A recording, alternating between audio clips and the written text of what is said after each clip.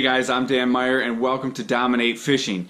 In today's short video, I just wanted to show you guys two baits that are working really well right now for late ice panfish, crappies, bluegills, and perch. And it's actually a bait that's worked really well for me all year. I've actually talked about it quite a bit, but it's really working well right now. And that is the Trigger X wax tail jig. It looks like this, and the reason this works so well, this has probably been one of my top performing baits this year, is because it has that really thin tail. I want to so you guys can see how thin that is, and what that does is you can work it real slow and that tail will just wiggle, and that's what gets the strikes, and it works really well for crappies, bluegills, and perch, just like I said. Now you fish them a little different for each. For the crappies, you don't need to tip it with anything. I've been fishing it on a 1/32 ounce tungsten jig. I like the tungsten, it's heavier, it gets down there faster,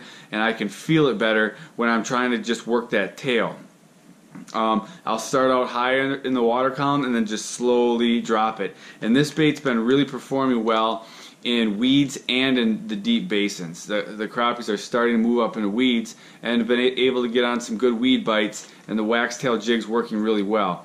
Now a benefit of the wax tail jig is it'll also catch crappies, perch and bluegills. But for the perch and bluegills, I'm finding that if you tip your hook with a spike, it really helps, and actually spikes have been working better than wax worms. So if you're fishing especially bluegills, you probably want to tip your hook with a spike.